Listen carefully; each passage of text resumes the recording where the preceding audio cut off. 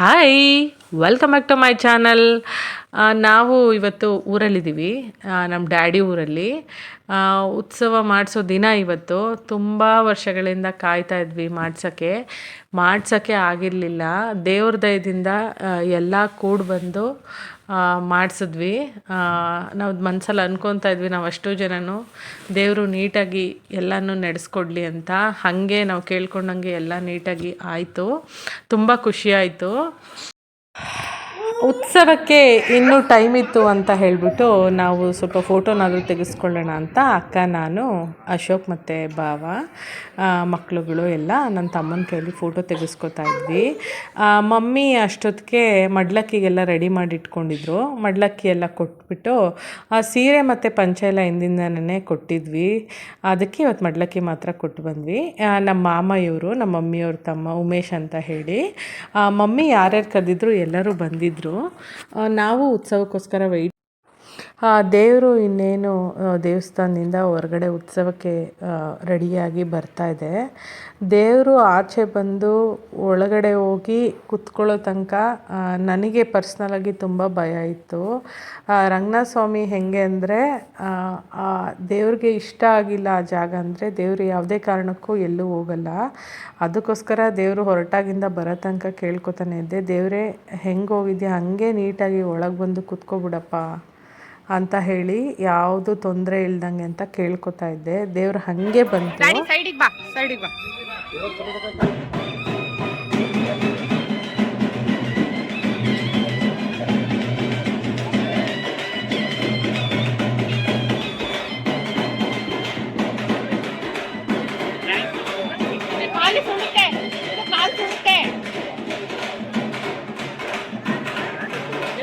ಬರ್ಬೇಕು ಮನೆ ನೀವೆಲ್ಲರೂ.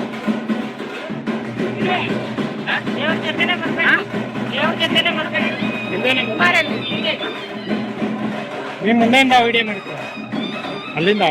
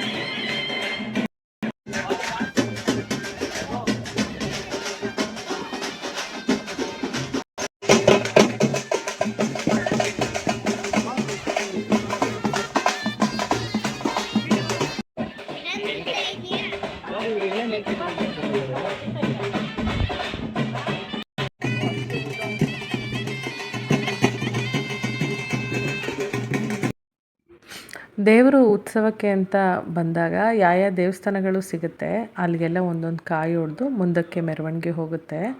ಊರಲ್ಲಿ ದೇವ್ರಿಗೆ ಮೆರವಣಿಗೆ ಬರ್ತಾ ಇದೆ ಅಂದರೆ ಮನೆ ಮುಂದೆ ಗುಡಿಸಿ ನೀರೆಲ್ಲ ಹಾಕಿ ರಂಗೋಲಿ ಎಲ್ಲ ಹಾಕಿ ರೆಡಿ ಮಾಡಿ. ಉತ್ಸವದ ಟೈಮಲ್ಲಿ ನಿಮ್ಗೆ ಯಾರಿಗಾದ್ರೂ ದೇವರಿಗೆ ಹೆಗ್ಲು ಕೊಡಬೇಕು ಅಂತ ಇಷ್ಟ ಇದ್ದರೆ ಎಲ್ಲರೂ ಸ್ವಲ್ಪ ಸ್ವಲ್ಪ ಹೊತ್ತು ಕೊಡ್ಬೋದು. ನಮ್ಮ ಮನೇಲಿ ನಮ್ಮ ಅಣ್ಣಂದಿರು ಈಗ ಮುಂದೆ ಹೊತ್ಕೊಂಡಿದ್ದಾರೆ.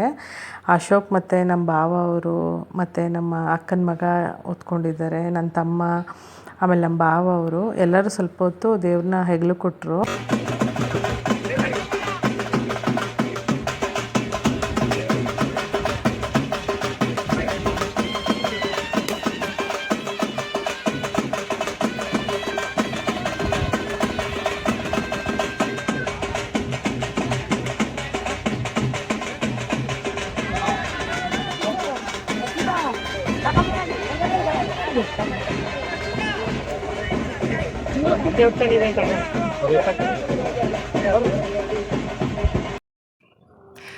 ನಮ್ಮ ಮನೇಲಿ ನಮ್ಮ ಡ್ಯಾಡಿಗೆ 4 ಜನ ಅಣ್ಣ ತಮ್ಮದಿರು. ನಮ್ಮ ದೊಡ್ಡಪ್ಪವರು ನಮ್ಮ ಡ್ಯಾಡಿ ಎಲ್ಲ ಹೇಗೆ ಅಂದರೆ, ನಮ್ಮದು ಯಾವುದೇ ಕೆಲಸ ಇದ್ದರೂ ದೇವ್ರನ್ನ ಅಪ್ಪಣೆ ಕೇಳದೆ ನಾವು ಯಾವ ಕೆಲಸನೂ ಮಾಡಲ್ಲ. ನಮ್ಮ ದೊಡ್ಡಪ್ಪವ್ರನ್ನ ನಮ್ಮ ಡ್ಯಾಡಿಯವ್ರನ್ನ ನೋಡಿ ಈಗ ನಮಗೂ ಅದೇ ರೂಢಿಯಾಗಿದೆ. ನಮ್ಮ ಕೆಲಸಗಳು ಯಾವುದೇ ಇದ್ದರೂ ನಾವು ದೇವ್ರನ್ನ ಅಪ್ಪಣೆ ಕೇಳಿ ನಮ್ಮ ಕೆಲಸಗಳನ್ನ ಮಾಡ್ಕೊಳ್ಳೋದು. ನಮ್ಮನ್ನು ದೇವರು ಅಷ್ಟೇ ಚೆನ್ನಾಗಿಟ್ಟಿದೆ. ನಾವೀಗ ಎಷ್ಟೇ ಒಳ್ಳೆ ಪರಿಸ್ಥಿತಿಲಿ ಇದ್ದೀವಿ ಅಂದರೆ ಅದಕ್ಕೆ ರಂಗನಾಥ ಸ್ವಾಮಿನೇ ಕಾರಣ.